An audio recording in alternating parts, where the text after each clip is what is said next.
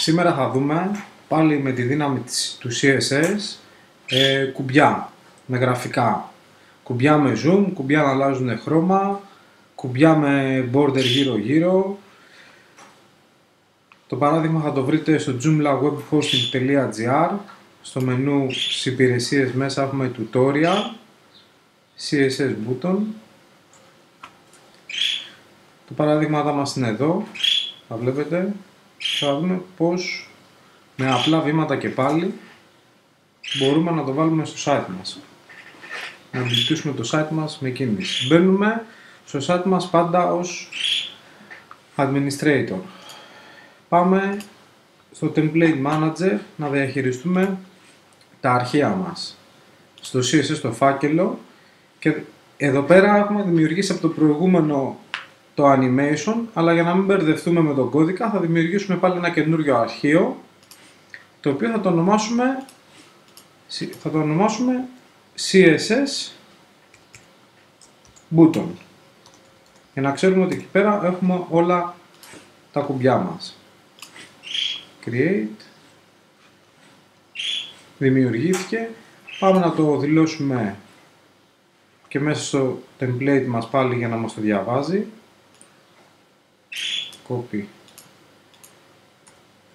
paste και μετανομάζουμε το animation σε CSS κάτω παύλα CSS κάτω παύλα button.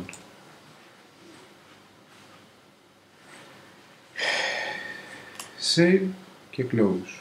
Το έχουμε δημιουργήσει με επιτυχία. Πρέπει να περάσουμε και τον κώδικα. Συγχωρέστε με, πάμε πάλι στα αρχεία. Είμαστε στο πρώτο star, CSS button. Θα γυρίσουμε, επειδή το αρχείο μας είναι άδειο, θα πάμε στο joomla.webhosting.gr. Έχουμε 1, 2, 3, 4, 5 κώδικες εδώ πέρα, που πάνω έχουμε την περιγραφή. Επιλέγετε ποιον θέλετε.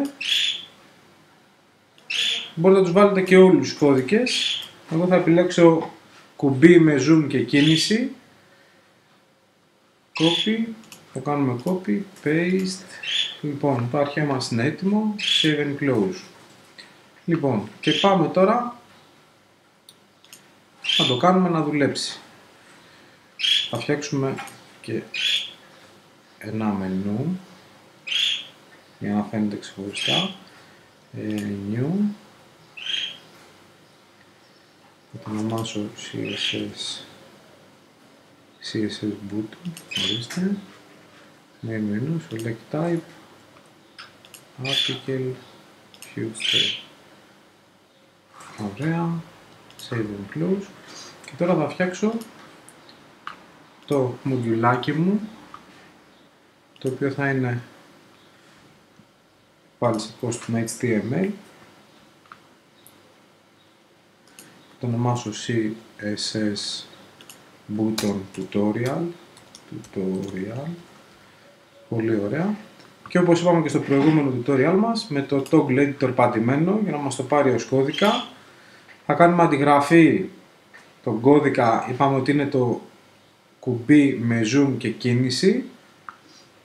Είναι αυτός εδώ πέρα ο κώδικας. Copy. Να αντιγράφω μέσα εδώ πέρα. Paste. Θα το κεντράρω κιόλας.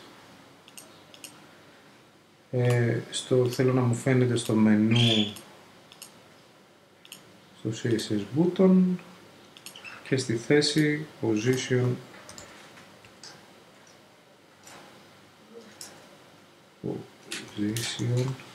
2. Πολύ ωραία.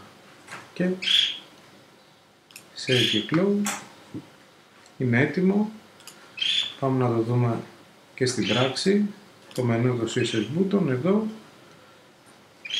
Βλέπετε, δουλεύει με επιτυχία. Θέλω να σταθούμε λίγο στον κώδικα να δείτε πώς μπορούμε να παίξουμε.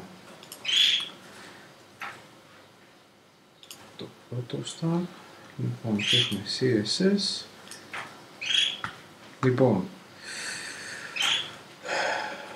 το button zoom Annie, είναι η ονομασία που έχω δώσει εγώ, το οποίο είναι και μέσα στο... το ονομάζουμε Plus Button Zoom Annie. Μέσα στα δύο βελάκια εδώ πέρα μπορούμε να κάνουμε την περιγραφή του κουμπιού, τι θέλουμε, αρχική, βίντεο, ό,τι θέλουμε να δώσουμε. Το background, σε αυτό το κομμάτι βάζουμε το χρώμα που θέλουμε να έχει το κουμπί μας. Πριν πάει ο κέρσορας πάνω. Εγώ έχω δηλώσει το χρώμα αυτό, το οποίο είναι το μπορντό. Το radius είναι οι γωνίες που θέλουμε. Πόσα pixel θέλουμε οι γωνίες που κάνει. Όσο πιο μεγάλος είναι αυτός ο αριθμός, τόσο μεγαλύτερη γωνία. Το color από εδώ και πέρα είναι η γραμματοσυρά μου. Μέχρι και στο τέλος εδώ είναι η γραμματοσυρά μου. Πόσα pixel θέλω να έχει, bold, τι χρώμα θέλω να έχει. Τώρα, όταν πηγαίνουμε τον κέρσορά μας πάνω στο κουμπί, είναι η δεύτερη κλάση που είναι μέσα στο ίδιο το CSS το αρχείο, το οποίο είναι το hover, όταν καλύπτουμε δηλαδή. Αλλάζουμε το background σε γκρι, όπως και όταν πάμε το κέρσορα πάνω στο κουμπί. Έχουμε αλλάξει στον κώδικα το background, βλέπετε το αρχικό και όταν γίνεται το hover, το οποίο τα pixel, το βλέπετε και μεγαλώνει, στο αρχικό τα έχουμε δηλώσει 180 και όταν γίνεται το hover το δηλώνουμε 250. Το οποίο αλλάζουμε και τα γράμματα. Εδώ αλλάζουν τα γράμματα, το οποίο τα γράμματα εγώ θέλω να γίνονται όπως είναι το background πριν το hover. Έχω βάλει το ίδιο χρώμα. Και θέλω την ώρα που γίνεται το hover να του δώσω ότι θα μου κάνεις και το animation, το οποίο ξεκινάει και είναι αυτό εδώ το κομμάτι. Όχι, συγγνώμη, pointer animation, cursor point, είναι αυτό εδώ πέρα το κομμάτι. Το animation όλο. Αν το αφαιρέσω αυτό, αφαιρείται και το animation.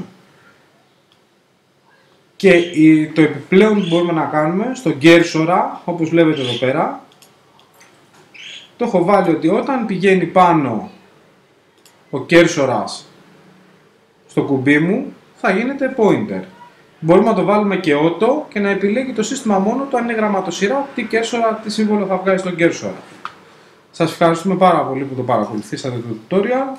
Αν σας άρεσε, μπορείτε να κάνετε subscribe στο YouTube, στη σελίδα μας και like στο Facebook.